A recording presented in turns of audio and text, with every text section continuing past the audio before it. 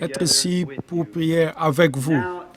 Maintenant, juste avant le message, j'ai mon bon ami ici sur la plateforme ce soir, le docteur Livey, de l'église First Baptist de Lima, Ohio, qui était l'un de mes sponsors à la réunion de Lima. Je lui ai demandé en venant ce soir s'il ne voulait pas venir dire un mot à la congrégation, peut-être en rapport avec la réunion de Lima, pour un moment ou deux. Et je suis heureux de vous présenter ce soir le docteur Livey, un autre baptiste qui a le Saint-Esprit. Que Dieu vous bénisse. Cela a été vraiment une déclaration très forte.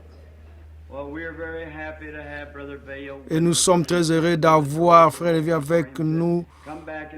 Et la porte sont entièrement ouvertes pour qu'il puisse venir nous rendre visite à nouveau. Et maintenant, ce soir, demain soir, c'est l'ensevelissement du Seigneur Jésus. Et dimanche matin, c'est l'office du lever du soleil à 6 heures. Et je crois que le frère a annoncé la suite de service de l'office. Maintenant, prions un instant. Seigneur béni, ta parole est la vérité. Et nous sommes reconnaissants à l'homme qui la manie sans crainte comme il la donne au peuple. Et alors que nous ouvrons la Bible ce soir et que nous entournons les pages, que le Saint-Esprit vienne nous ouvrir la parole de compréhension par Jésus-Christ, nous le demandons. Amen. En cette grande nuit que nous célébrons, de la crucifixion de notre Seigneur béni, je voudrais ce soir lire de ses lèvres précieuses les paroles qu'il a fait écrire dans son livre dans Saint Matthieu, le 4e chapitre. Nous et le 47e et le 48e verset, nous lisons ceci.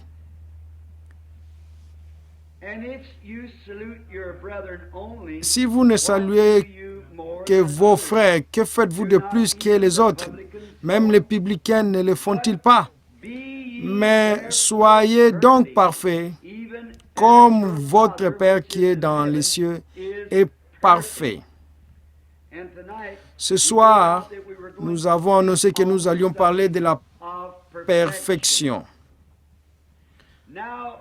Maintenant, cela semble un texte très étrange à prendre pour la nuit de la crucifixion de notre Seigneur.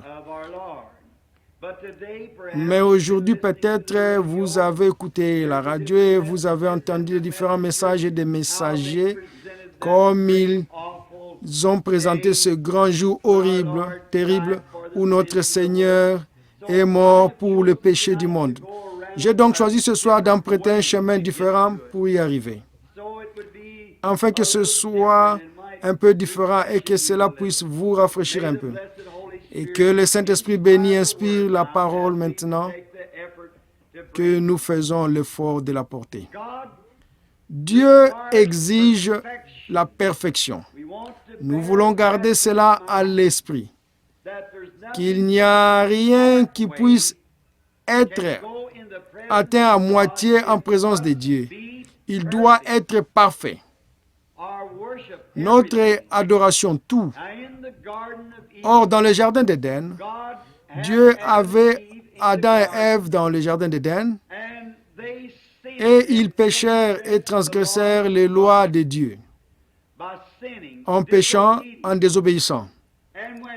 Et quand vint la transgression, la désobéissance et la transgression de la loi, et la loi de Dieu, lui, étant saint, juste, sainte et pure, aucune tache d'impiété ne peut donc jamais se tenir en sa présence. Ainsi, si le péché est venu dans le monde par la transgression, alors le péché doit être traité avant que le pécheur ne puisse jamais se tenir en présence de Dieu. Or, s'il n'y a pas de loi, alors il n'y a pas de justice. Mais la loi exige, ou la justice exige une loi. Et la loi, lorsqu'elle est invoquée, elle projette la justice. Or, par la loi, aucune chair n'est sauvée. Or, la loi ne peut pas nous sauver. La loi a été la chose qui nous a mis en prison. Mais elle n'a pas de pouvoir de rédemption. La loi nous a seulement montré que nous étions des pécheurs et nous a condamnés. C'est ce que la loi doit faire. C'est pour apporter la condamnation ou pour vous montrer où est votre erreur. La loi en elle-même ne pouvait donc pas sauver. Elle ne pouvait que accuser. Et Dieu, étant saint et juste, il devait avoir une poursuite légale. Il devait poursuivre le pécheur parce qu'il avait outrepassé les limites de la grâce et est devenu un citoyen qui enfreignait la loi. Alors, il doit être traité comme tel. Et toute loi a un penalty. Car la penalty de la transgression de la loi de Dieu est mort. Elle doit projeter la mort sur la race humaine. Et toute la race humaine est sous la peine de cette loi. Or, lorsqu'Adam et Ève eurent péché, il n'y avait pas d'autre moyen, pas d'autre remède qu'ils puissent se tenir en présence de Dieu si ce péché n'est pas puni. Et aucun homme ne peut commettre un péché de quelque type que ce soit, aussi petit ou aussi grand soit-il. Ce péché individuel doit être traité avant que celui qui l'a commis ne puisse jamais se tenir en présence du Dieu saint. Ainsi donc, lorsqu'Adam et Ève avaient péché et transgressé la loi, ils étaient sujets à la mort. Et la loi devait être exécutée. C'est pourquoi elle a mis toute la race humaine sous la peine de la mort. Maintenant, si nous pouvions nous calmer quelques instants seulement dans notre réflexion et regarder cette grande image et nous rappeler que chaque personne ici est incluse dans cela. Chaque homme, chaque femme, chaque enfant est inclus dans la peine de la mort par la transgression du chef de la race humaine. Adam, par sa transgression, chacun d'entre eux nous est tombé victime du péché. Et le péché doit être traité. Ainsi, Dieu, dans sa grande infinité et son grand amour, la loi devait séparer les pécheurs de son Créateur. Alors, il devenait anéanti et totalement anéanti. Il n'y aurait aucun moyen pour lui de revenir un jour, à moins que ce péché ne soit traité. Et il serait alors très difficile, très facile de croire à l'anéantissement d'un pécheur à la fin, car il est complètement à jamais séparé de la présence de Dieu.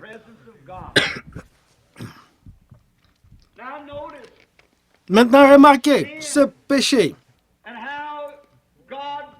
Comment Dieu étant juste, et il ne pouvait rien faire d'autre que d'être juste, car il est la source de toute justice. Alors il n'y aurait rien d'autre à faire pour lui que de placer la peine pour cette transgression. Et la pénalité était la mort.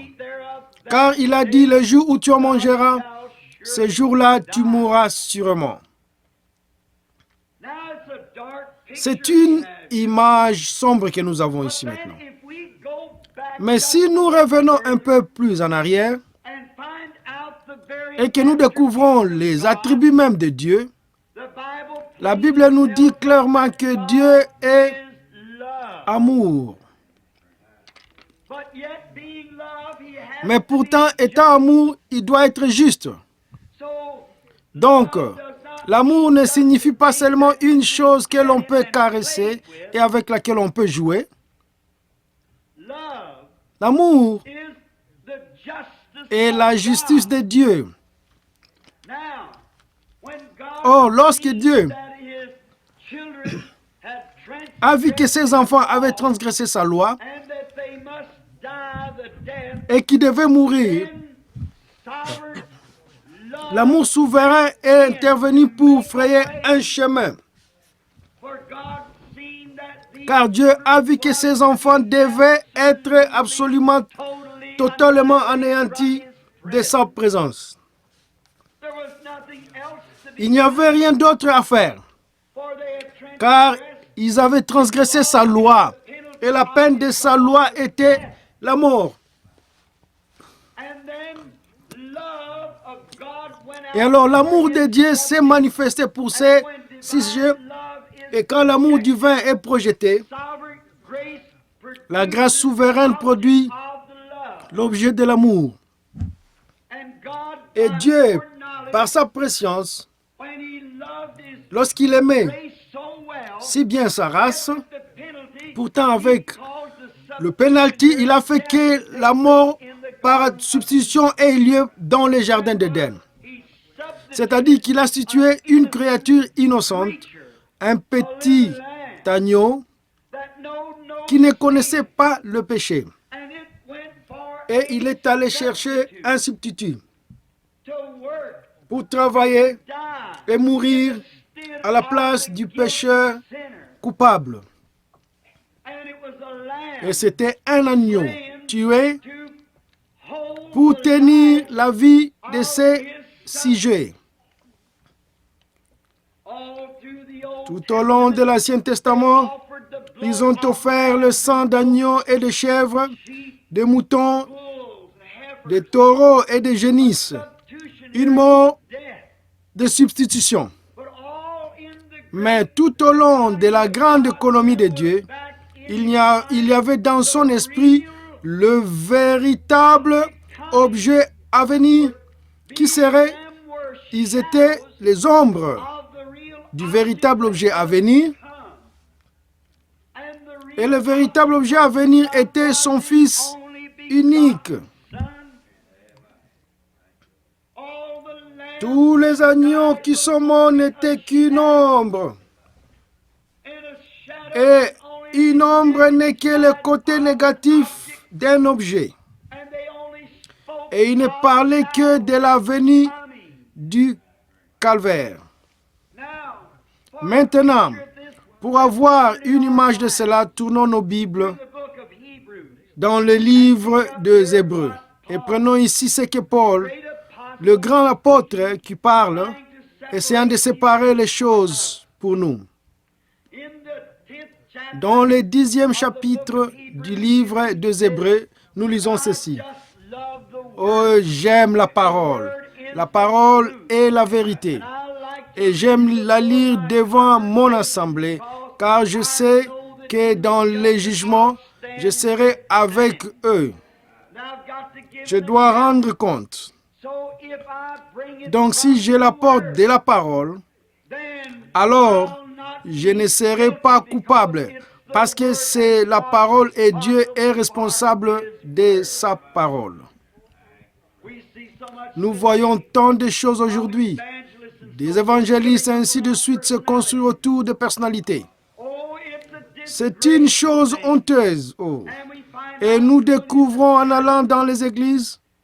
Nous allons dans l'église et vous trouvez un certain pasteur. S'il a un petit acte particulier à son sujet, une petite émotion, si vous ne le remarquez pas, toute la congrégation va prendre cet esprit.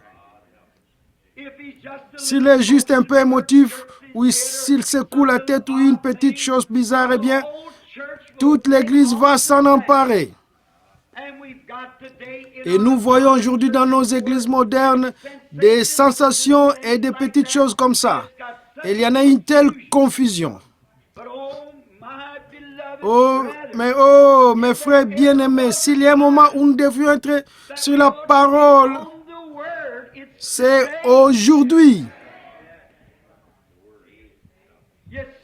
Vous voyez, je détesterais assister au jugement et savoir que j'ai eu une petite révélation un peu bizarre et que j'ai induit les gens en erreur. Je ne veux pas qu'ils aient mon esprit sur mon action, mais je veux qu'ils aient l'Esprit de Dieu par la parole de Dieu qui produit la vérité. Ainsi, en cette grande occasion ce soir, j'aimerais lire un extrait de la parole éternelle de Dieu. Maintenant, nous réalisons que la loi a existé pendant de nombreuses années, mais que la loi n'a jamais pu enlever le péché. Comme je l'ai dit dans le passé, ce n'était qu'une prison. C'était le grand détective qui nous disait ce que vous aviez fait, mais qui n'avait aucun remède pour vous délivrer. Il vous a mis dans un magasin à gages, mais il n'y avait pas de rédempteur pour vous en sortir avec lui. Il vous a seulement emprisonné pour vous faire savoir que vous étiez un pécheur. Mais remarquez maintenant dans Hébreux, le 10e chapitre, comme nous l'avons lu, car la loi ayant une ombre de choses à venir et non l'image.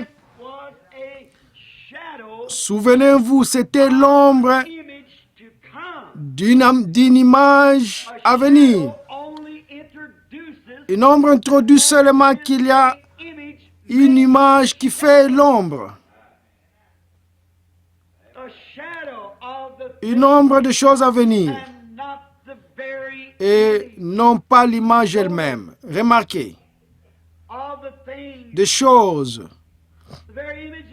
L'image même des choses ne peut jamais, avec ces sacrifices qui ont été offerts, continuellement rendre le venu parfait. Or, Dieu, au commencement, exigeait la perfection. Jésus, quand il est venu sur terre, a dit, « Soyez parfaits comme Dieu au ciel est parfait. »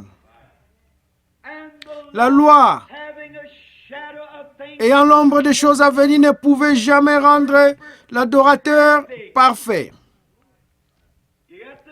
Vous avez compris? Maintenant, recommençons pour être sûr de ne pas la manquer. Dieu exige une sainteté parfaite. Personne ne peut se tenir à son image avec un petit grain de péché. Jésus a été témoin de la chose et a dit, soyez parfaits comme Dieu au ciel est parfait.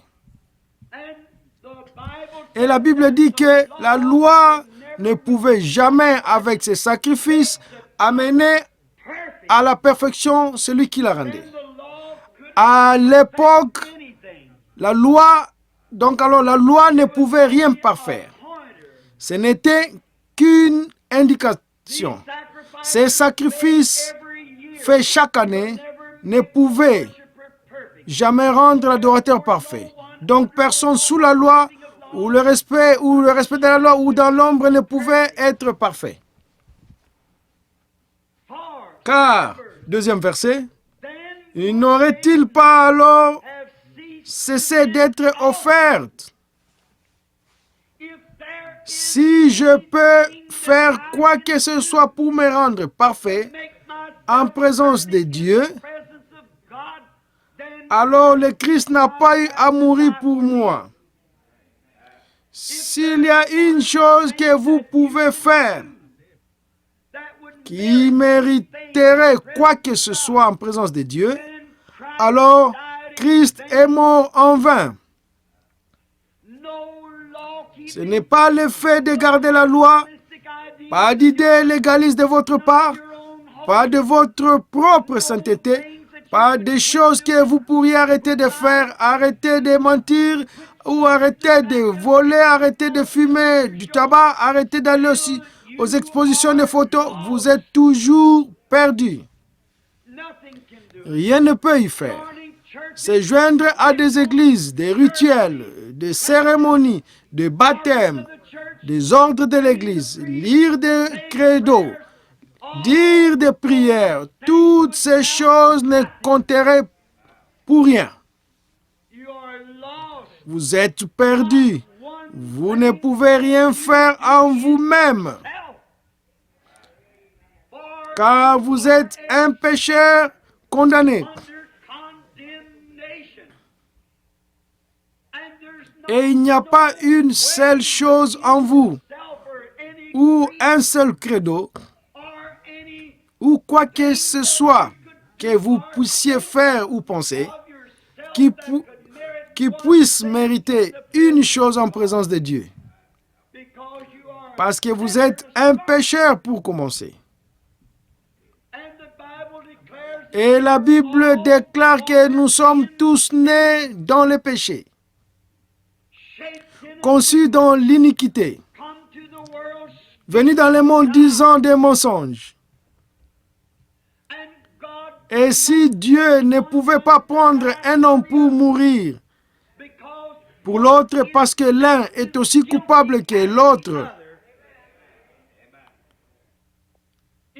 en présence de Dieu, l'archevêque né dans ce monde était aussi coupable que la mouche du coche de la ville. On ne peut pas expier l'un pour l'autre. Il a donc pris la vie innocente d'un animal, un petit agneau. Sous l'Ancien Testament, la loi était que lorsqu'un homme péchait, il amenait l'agneau à l'autel. Dit s'il a transgressé un de ses commandements, il amenait l'agneau et le déposait sur l'autel. Il posait les mains sur l'agneau et il confessait ses péchés, qu'il était dans l'erreur et qu'il savait qu'il était coupable. Et la loi exigeait la mort. Et il amenait l'agneau à sa place. Et quand la gorge du petit animal était tranchée, et il a commencé à donner des coups de pied et à bêler. Si vous avez déjà vu un agneau égorgé, quel cri est pitoyable! Le pauvre petit essaye de bêler et sa petite veine jugulaire est coupée. Et quand il donne des coups de pied et tremble, et quand il se redresse, puis il tremble à nouveau et bêle, et le sang jaillit, il baigne sa petite laine et les mains de l'adorateur.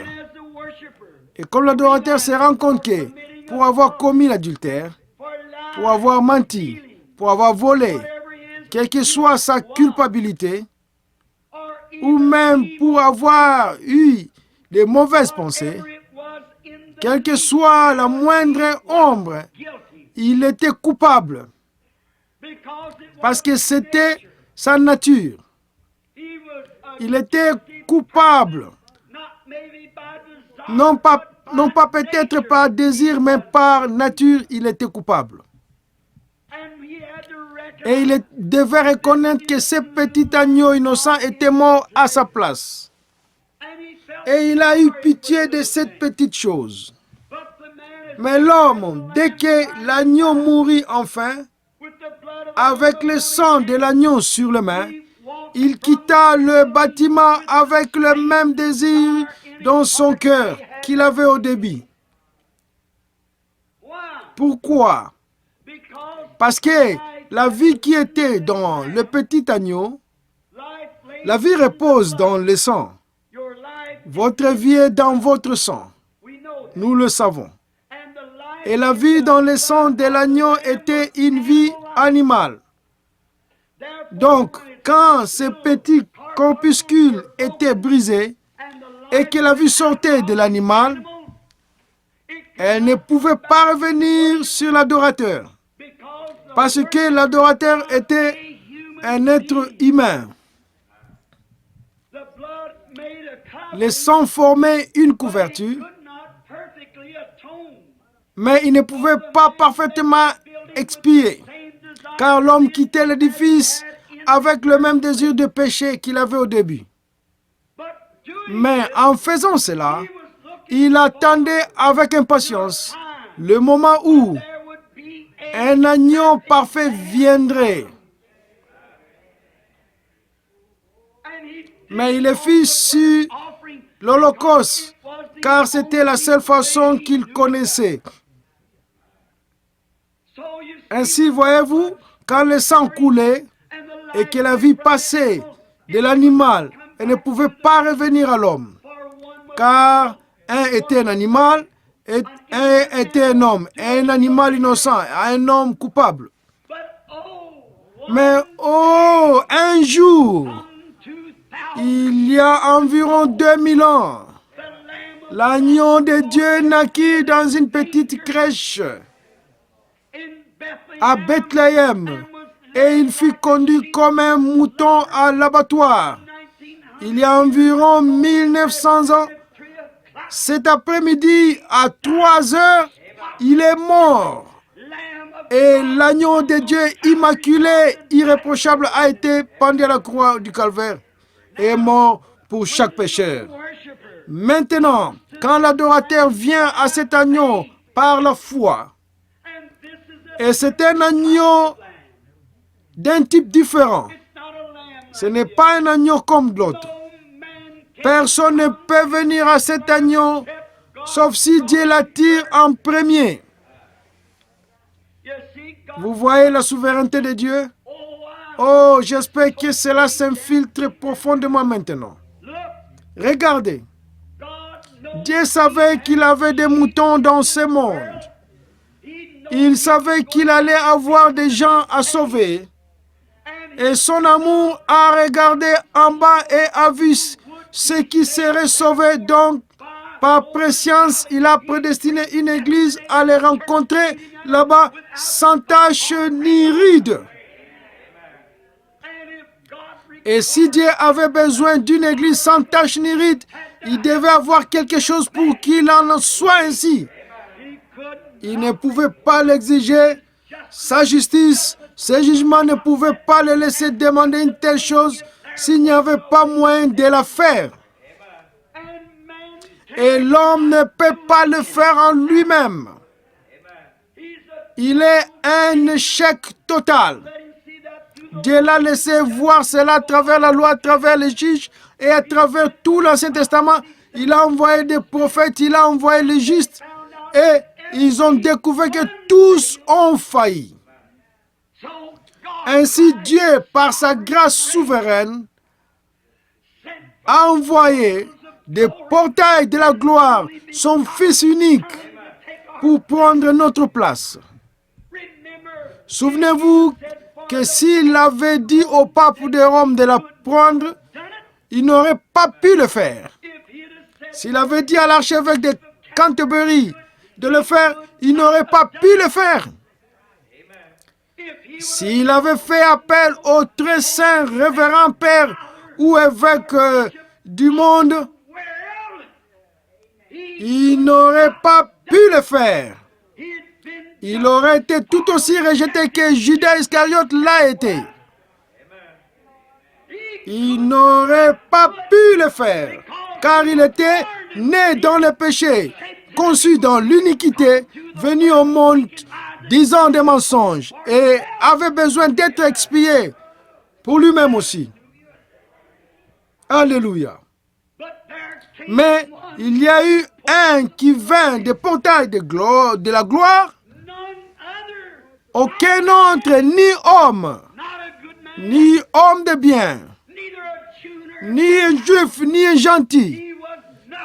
Il n'était rien de moins que Dieu Tout-Puissant caché dans la chair humaine. Il est venu lui-même pour offrir son propre sang. Car il n'est pas venu par le sexe. Le sexe n'a rien à voir avec cela. Mais il a éclipsé une vierge. Il a couvert de son ombre une vierge et a fait naître d'une cellule sanguine qu'il a créée lui-même, le innocent. Alors mon salut, le vôtre ce soir, ne dépend pas des mérites, de nos propres actes. Il repose sur la grâce positive et souveraine du Dieu Tout-Puissant qui nous a choisis en lui. Certainement, je ne pourrai jamais être parfait et vous non plus, vous ne pouvez être parfait. Et nous ne prétendons pas être parfaits, mais nous avons cette seule consolation que notre foi repose dans un sacrifice parfait qui a été déjà reçu. Alors, comment savons-nous que nous avons reçu cela? Lorsque l'adorateur pose ses mains par la foi sur le corps du Seigneur Jésus et qu'il ressent la terreur du péché et la moquerie du crachat sur son propre visage, qu'il sent les gémissements de Gethsémani, les agonies du calvaire, et qu'il sait qu'il est coupable, et qu'il confesse ses péchés correctement. Oh Seigneur béni, je suis coupable, et je n'ai pas d'autre moyen que toi pour m'aider. Et par la foi, tu m'ordonnes, l'Esprit Saint est venu et m'ordonne de venir.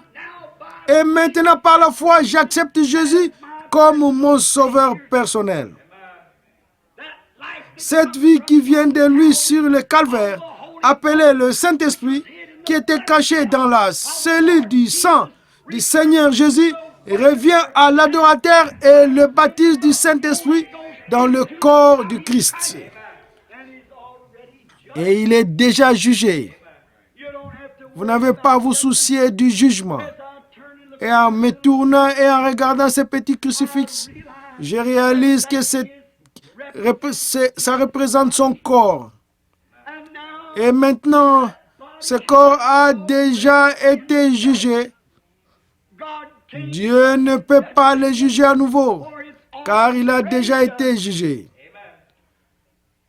Dieu a frappé le jugement de la mort sur ce corps.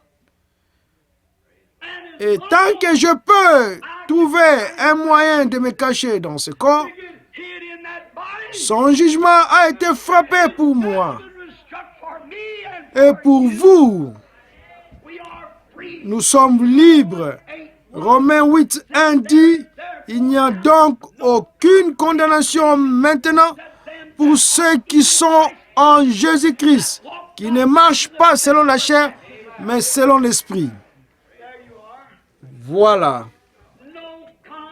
Pas de condamnation. Peu importe ce qui arrive ou ce qui part, vous êtes cachés sous le sang. Encore une fois, comment pouvons-nous entrer dans ce corps?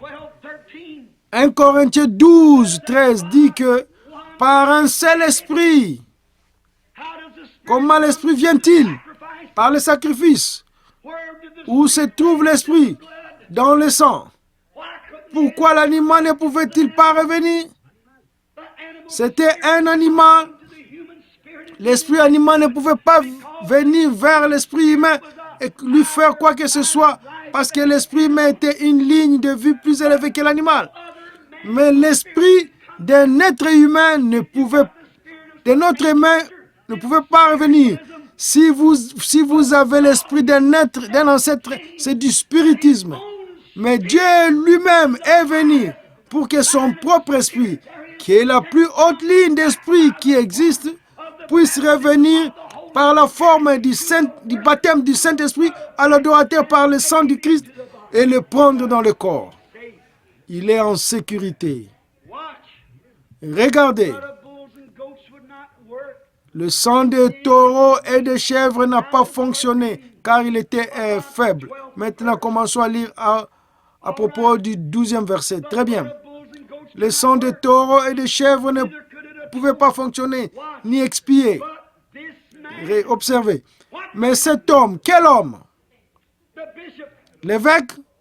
Non. Le pape? Non. Mais cet homme, après avoir offert un sacrifice pour les péchés pour toujours, s'est assis à la droite de Dieu, attendant désormais que ses ennemis deviennent son marchepied. Êtes-vous prêts? Êtes-vous prêts pour la parole? Écoutez ceci. Puis je veux que vous les laissiez couler. Écoutez bien.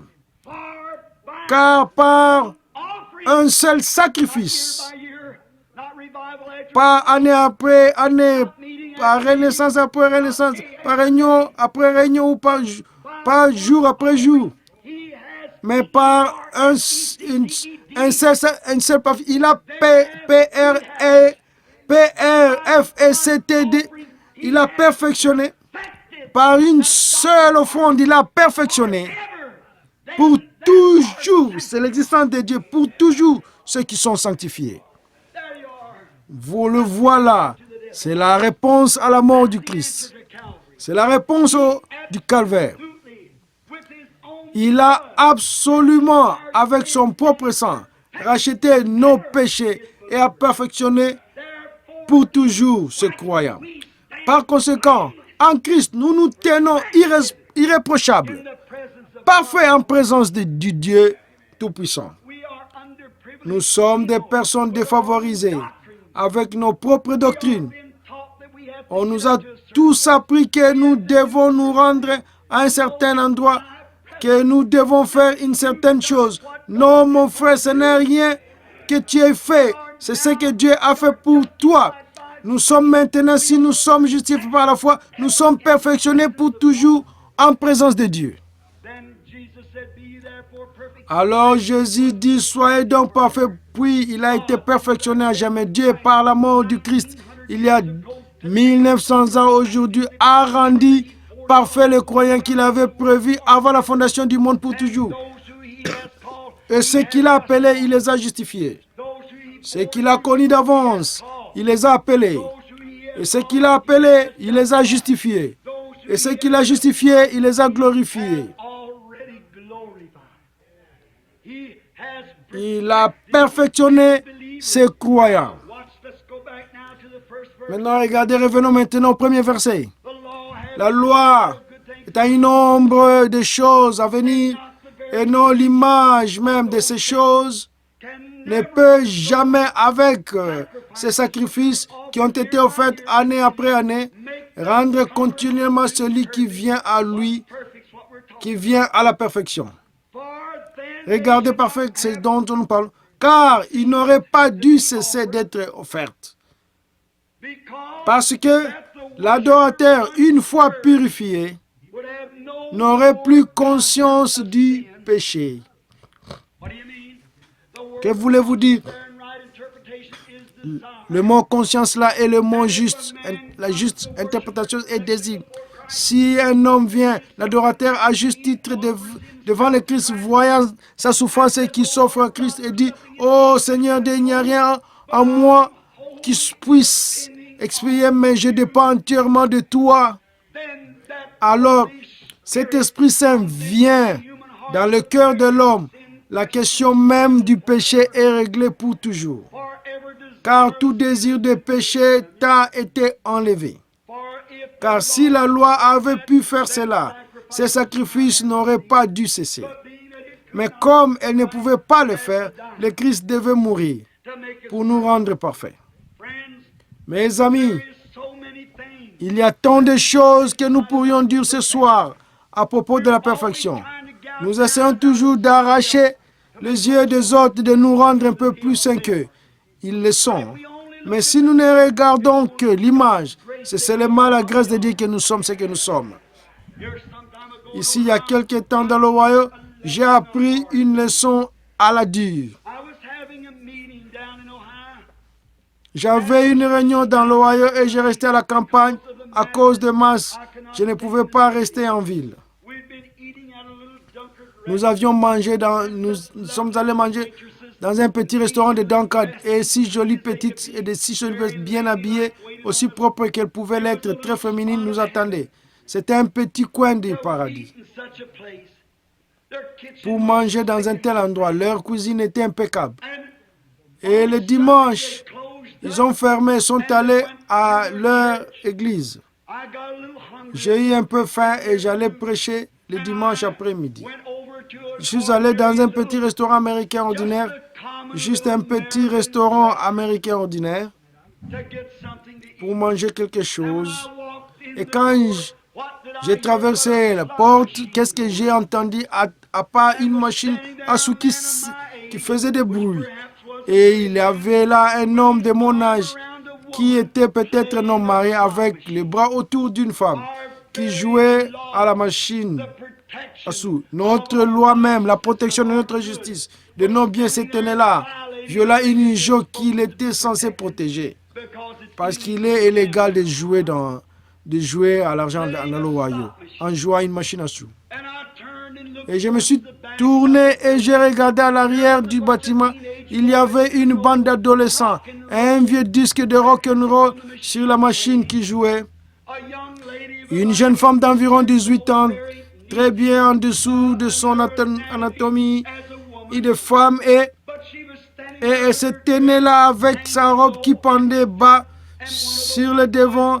Un de ces garçons avec ses mains sur la fille, là où ils n'avaient pas leur place, et ils fumaient et buvaient. Et je me suis dit, oh Dieu, comment peux-tu les supporter? Et j'ai regardé à ma droite quand j'ai entendu un gros gémissement.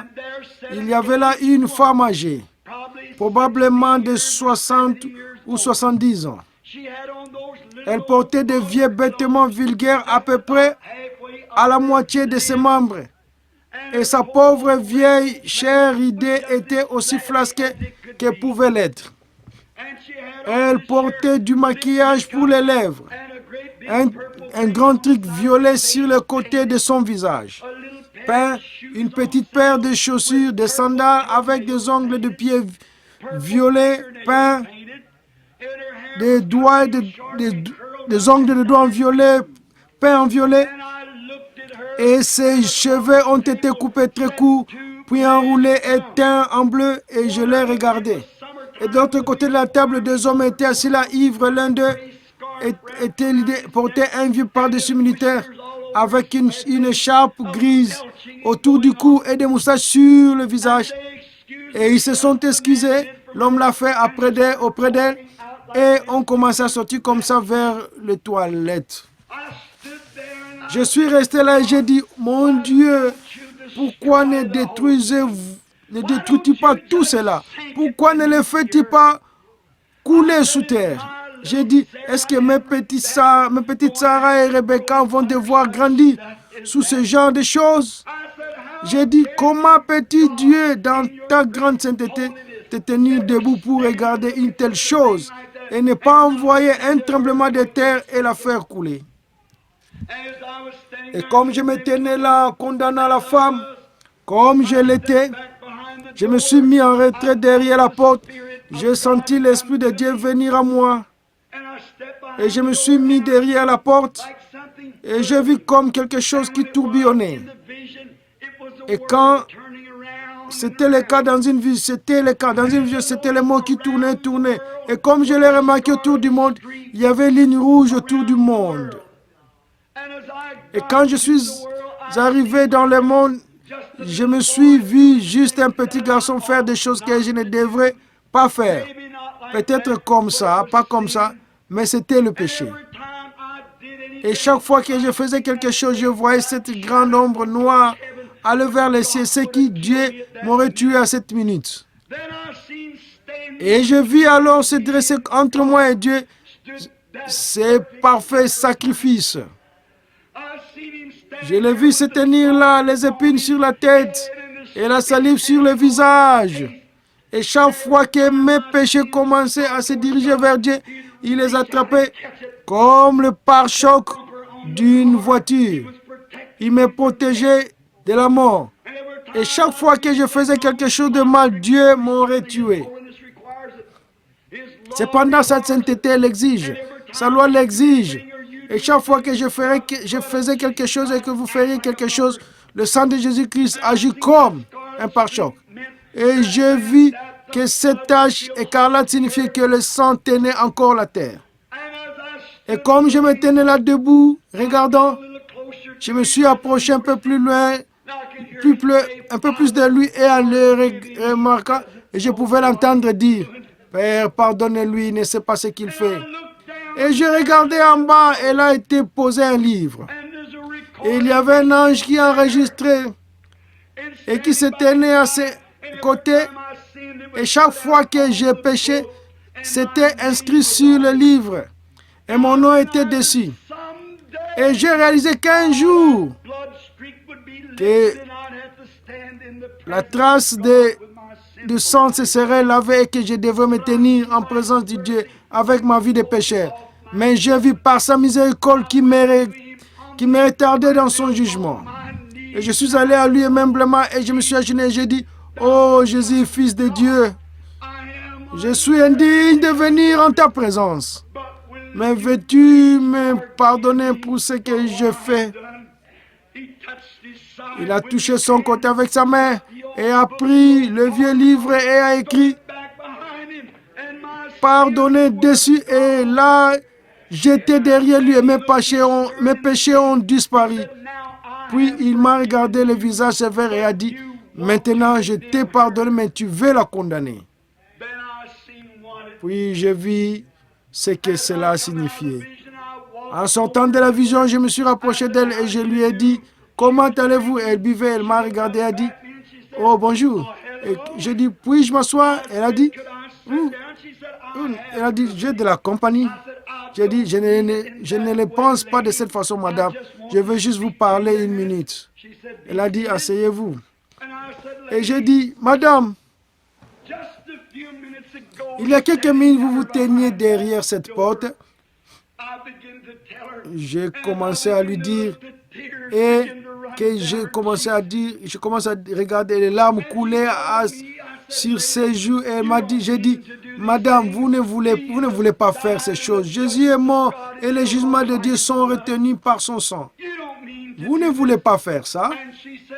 Elle a dit, non, monsieur. Elle a dit, mon père était diacre à l'église. J'ai été élevé dans un foyer chrétien. Mon mari et moi étions membres fondateurs et nous menions une vie chrétienne. Elle commence à me dire qu'après sa mort, elle avait 2 jeunes filles et elle s'est égarée et comment les filles l'avaient quittée et qu'elle avait gâché sa vie. Elle pensait qu'il n'y avait plus d'espoir pour elle. Mais j'ai dit, Dieu, sois miséricordieux. Il a appelé ce qu'il a connu d'avance. Il a dit, êtes-vous le révérend Branham de là-bas? J'ai dit, je le suis. Et elle a dit, j'ai honte de moi d'être assise ici comme ça. Elle a dit, pensez-vous qu'il y aurait une chance pour moi? J'ai dit, Jésus a les bras tendus. Il attend que vous veniez, madame. Et les autres commencèrent à s'y intéresser. Et j'ai dit, voudriez-vous venir à cet âge avec moi? Elle a dit, je le ferai, monsieur. Je l'ai prise par la main, je lui ai dit, tu as à peu près l'âge de ma mère. Veux-tu t'agenouiller ici avec moi au sol? Et là, au sol, nous avons rompu cet endroit, cet après-midi par une réunion à l'ancienne mode. Et Dieu a sauvé cette femme. Par sa grâce, elle s'est habillée et est venue à la réunion. Et pour autant que je sache, elle mène une vie chrétienne ce soir. Qu'est-ce que c'est? Oh, Dieu exige la perfection. Il exige votre repentance. Il exige votre loyauté envers lui. Mais il regarde ce soir Peu importe combien vous avez péché, peu ou beaucoup, vous êtes toujours un pécheur. Et vous ne pouvez obtenir d'autres moyens que par Jésus-Christ et les sacrifices de Dieu qui suffit à tout. Et en lui, vous êtes parfait pour toujours. Pensez-y, ce n'est pas rien de ce que vous faites, ce n'est pas de nouvelles pages que vous tournez, ce n'est pas une nouvelle vie que vous commencez, c'est la confession de vos torts et la grâce de Dieu pour vous. Cela vous amène à la perfection et vous êtes alors parfait en Jésus-Christ. J'ai confiance ce soir, mon ami, alors que nous sommes ici en ce grand moment chrétien, où des décisions doivent être prises après avoir entendu cette histoire. Vous ne l'avez peut-être jamais entendue auparavant, mais vous ne pouvez pas sortir par les mêmes portes que celle par laquelle vous êtes enterré. Vous devez sortir en même temps. Pendant que nous nous inclinons la tête, je veux que vous y réfléchissiez. Et votre âme ce soir, Jésus-Christ est mort pour vous. Vous dites, frère Branham, quand je pourrai arrêter de fumer, quand je pourrai arrêter de boire, quand je pourrai arranger cette chose, je le ferai. Oh, ça ne sera jamais fait correctement. Vous ne pourrez jamais le faire. Pourquoi ne pas simplement venir comme vous êtes et par la foi aller vers ce ruisseau que tes blessures coulent pour l'amour rédempteur. Ce sera son totem et il restera pour toujours jusqu'à la mort. Pourquoi prendre un institut? Pourquoi essayer d'entrer par votre église? Pourquoi essayer d'y entrer? Parce que vous avez arrêté de boire ou de mentir. Venez par la voie de la perfection. Car par un seul sacrifice, il a perfectionné pour toujours ceux qui sont sanctifiés. Comment puis-je être sanctifié? Confessez vos péchés en présence du sang de Jésus et la vie qui vient de ce sang revient sur l'adorateur et le sanctifie du désir des choses du monde. Car par ce sacrifice tout suffisant, il nous a sanctifiés. Un seul esprit, nous sommes tous baptisés dans un seul corps. Or, il n'y a pas de condamnation pour ceux qui sont en Christ Jésus. Pour ceux qui ne marchent pas selon la chair, mais selon l'esprit. Si vous essayez de marcher selon l'esprit et que vous convoitez toujours la chair, le sacrifice ne nous a pas été suffisamment appliqué. Mais l'adorateur, une fois lavé, n'a plus le désir du péché.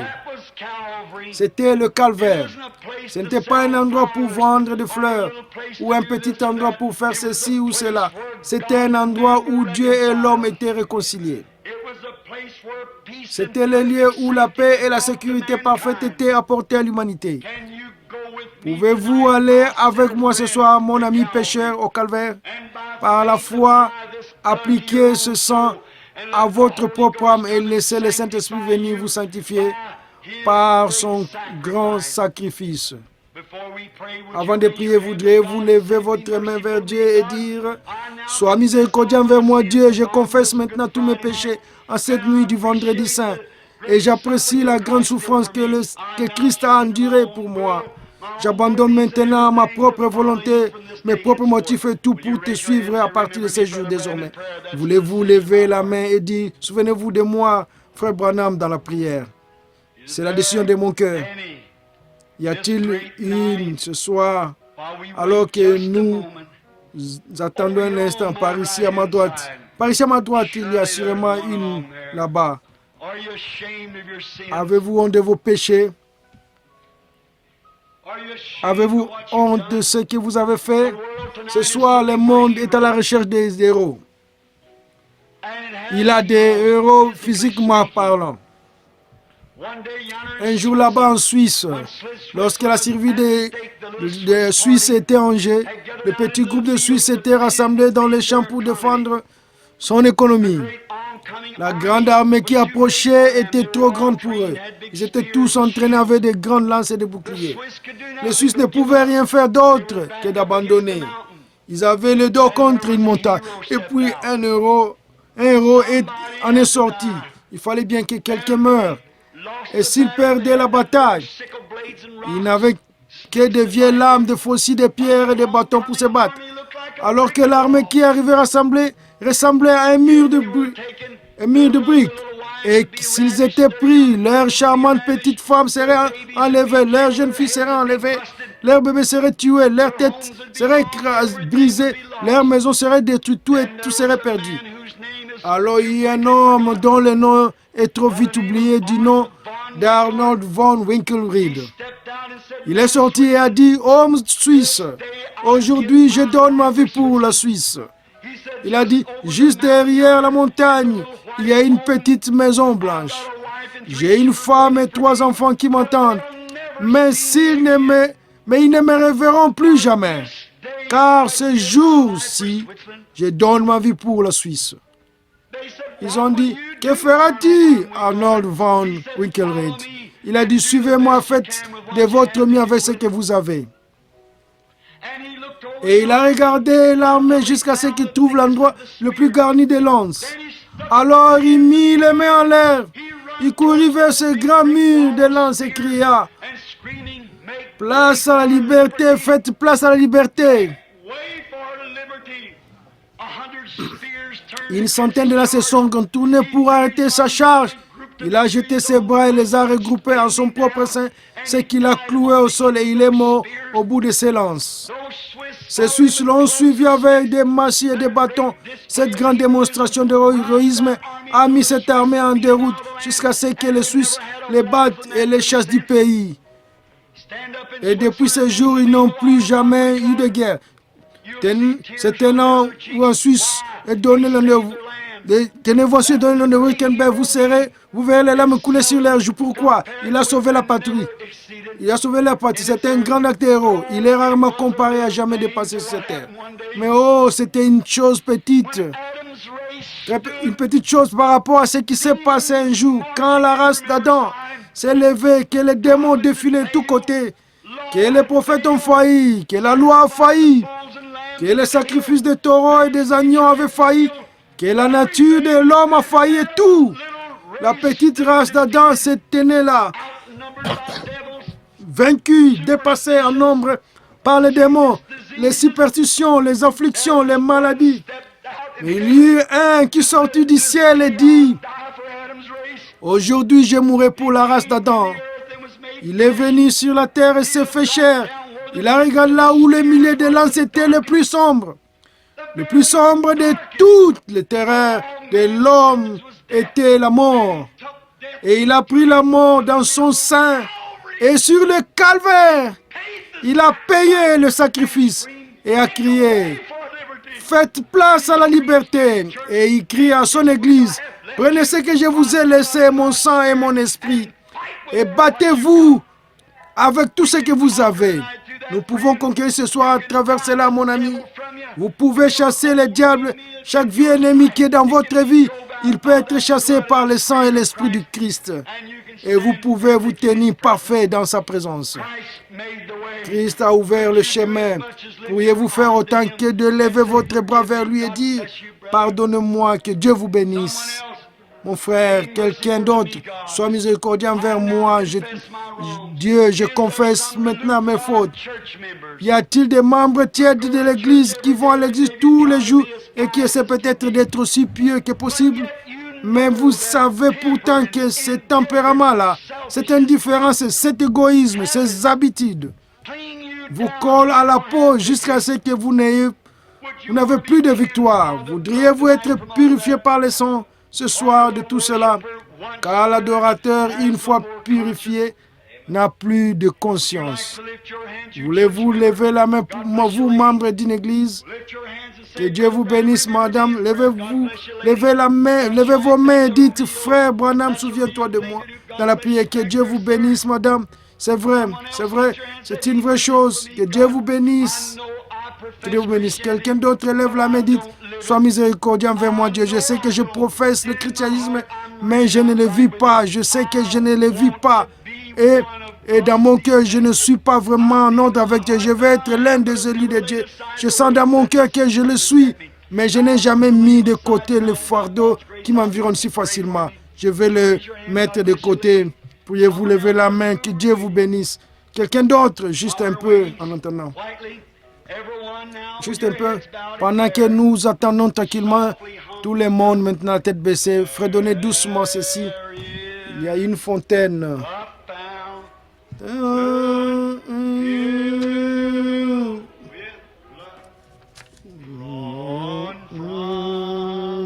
Emmanuel, veine. Le pécheur plonge dans ce flot, perd tout leur suie, perdent. Ne voulez-vous pas y réfléchir maintenant? N'essayez pas de le laver. Christ est sur vos mains. Pilate a essayé ce matin vers 6 heures, mais ses mains sont encore ensanglantées par la culpabilité. Vous savez ce qui lui est arrivé. Il est allé en Suisse. Bien des années plus tard, il a perdu l'esprit.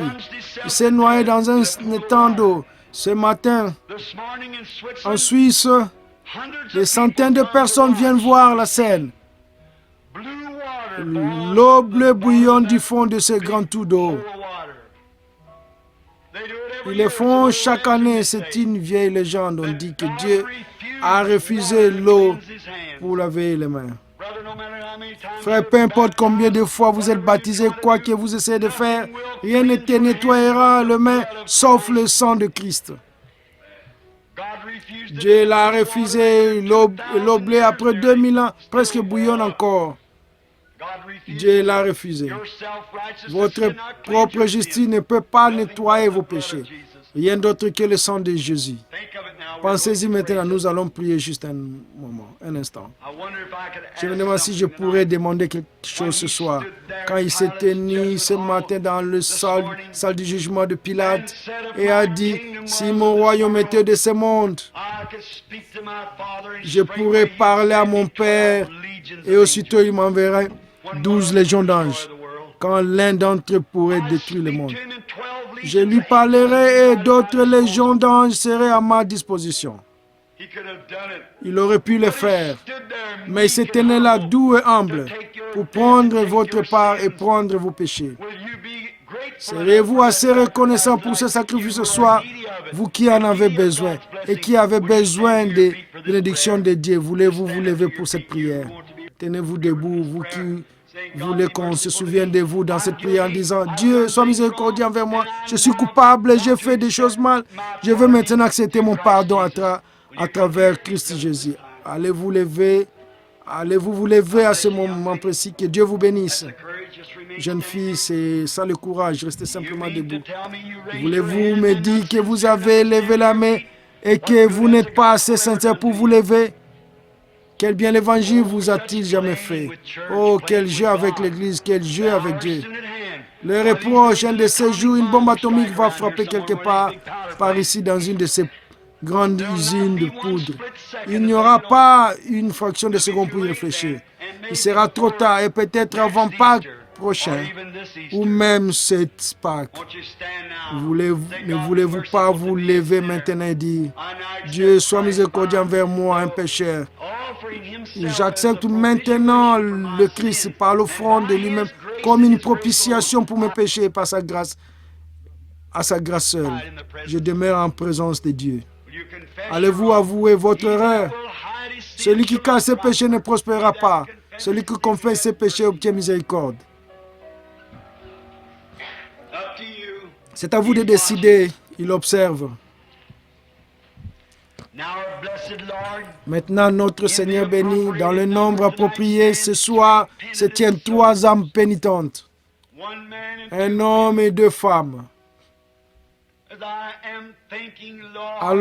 Alors je pense, Seigneur, au calvaire, lorsqu'un des deux côtés a dit, Seigneur, l'un des deux côtés a dit, souviens-toi de moi quand tu viendras dans ton royaume. Et l'autre a dit, si c'est toi, montre-nous un miracle, enlève-nous de la croix et sauve-toi toi-même. Et l'autre a dit, Dieu, sois miséricordieux envers moi. Et sa tête s'est inclinée du côté droit et a dit, aujourd'hui tu seras avec moi au paradis. Mais vous vous êtes tués devant l'autre parce qu'il n'y avait pas de repentance. Et Père, je prie pour ceux-ci, peut-être, je crois qu'ils sont les trois seuls dans le bâtiment qui ressentent le besoin de confesser leur tort, mais qui sont venus par le chemin de la croix, le chemin tout suffisant. Pardonne-leur, Seigneur, bénissez-les. Ils sont ici ce soir comme tu les as défendus dans la salle de jugement de Pilate, comme tu les as défendus entre les cieux et la terre, quand le soleil s'est couché et que la lune n'a pas voulu donner sa lumière, et que le voile du temple s'est déchiré du haut en bas. Je prie Dieu que tu les bénisses et que tu leur accordes ta miséricorde, et que tu les purifies par ton sang, et que tu les baptises par ta puissance sanctifiante dans le corps de ton propre Fils Christ Jésus, afin qu'ils soient préservés pour le temps et pour l'éternité. Bénis les autres qui se sentent en ordre, qu'ils ont déjà rencontré ceci et l'ont fait. Je prie cette bénédiction pour eux au nom de Christ. Amen. Que Dieu vous bénisse. Vous qui tenez près de ceux qui se sont levés, tenez la main serrée, leurs mains. Quelqu'un dit que le Seigneur vous bénisse. C'est ça, comme main d'association. Nous sommes maintenant un peu en retard dans notre service. Combien aime le Seigneur Jésus? Levez la main. Je me demande en silence maintenant ou juste en silence comme nous le pourrions, en commémoration de celui qui est omniprésent, qui est ici ce soir, si nous pourrions chanter à la croix, mon Sauveur. There to my heart, when you met the requirement, laid your hands upon him. There to my heart. À la croix où mourit. Oh, glory to his name. Let us sing softly now as we bow our heads to him. Down la croix où mon Sauveur.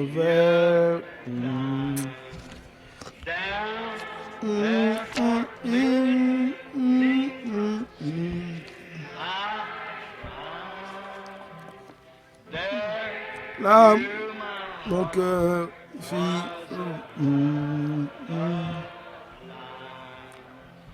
gloire à son nom,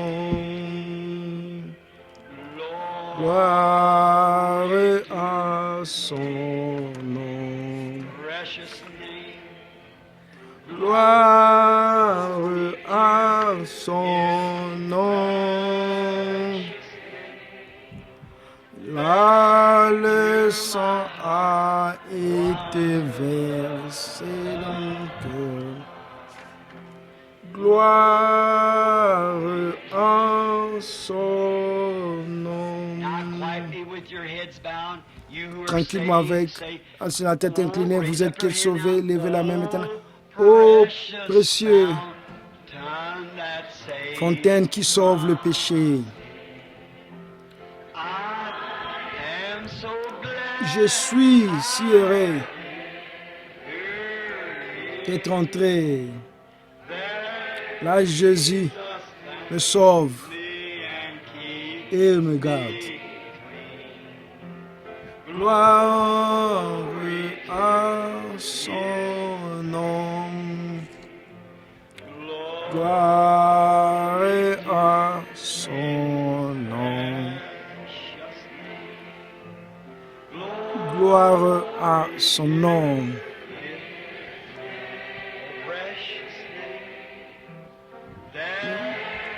La leçon a été appliquée dans mon cœur. Gloire à son nom. Maintenant, les mains baissées, la tête inclinée, je viens de penser, quelqu'un a appelé il y a quelques instants et a dit que quelqu'un voulait qu'on se souvienne de lui ce soir dans la prière pour son corps. Il ne pouvait pas revenir à la réunion du dimanche soir pour le grand service de guérison. Pourriez-vous vous lever, vous qui voulez qu'on se souvienne de vous dans cette prière maintenant? Le sang était a été appliqué dans mon cœur.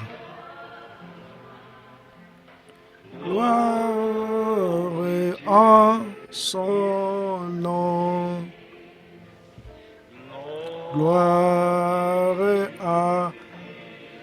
Maintenant la tête inclinée. Il a été blessé pour nos transgressions,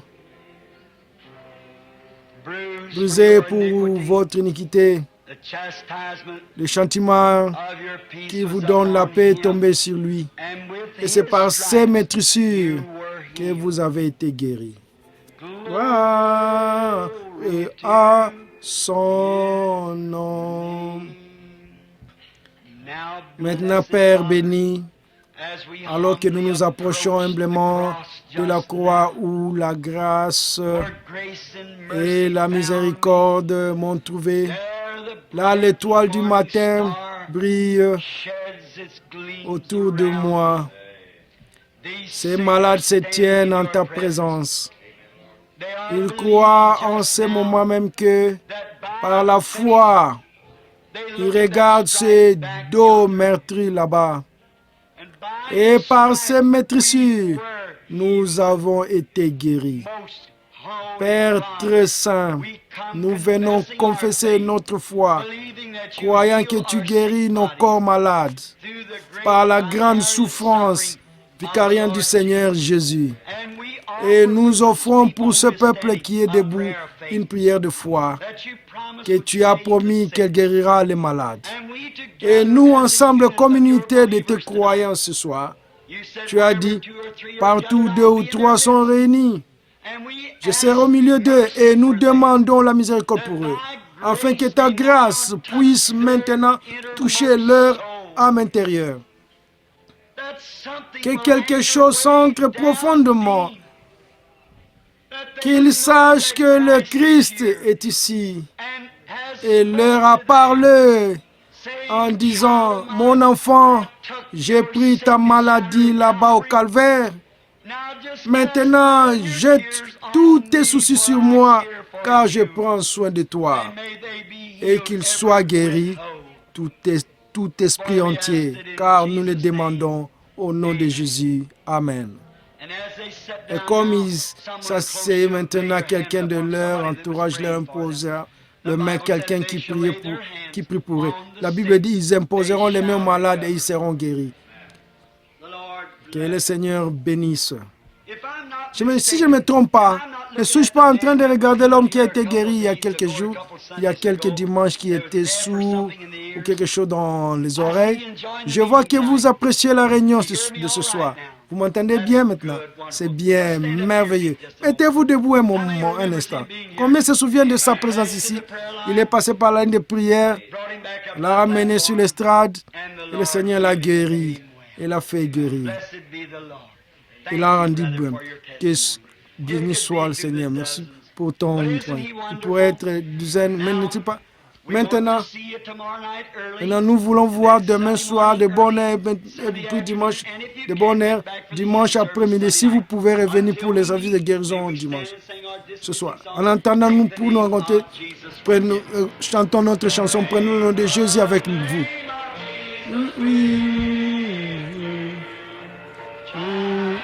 Prends le nom de Jésus avec toi, enfant de chagrin et de douleur. Apportera la joie et réconfort. Tournez-vous et serrez la main de tout le monde. Amenez partout où vous allez. Précieux nom. Tournez-vous à droite et serrez la main. Oh, comme c'est gentil. Espoir de la terre et joie du ciel. Précieux nom si doux. Espoir de la terre, joie du ciel. Mais regardez ce côté-ci, au nom de Jésus, tout s'incline. Tombant protestant, c'est devant lui, à ses pieds. Roi de rois, le ciel le couronneront. lorsque notre voyage sera fini. Précieux nom, comme c'est beau, oh comme c'est doux. Espoir de la terre, joie du ciel. Précieux nom, oh combien doux.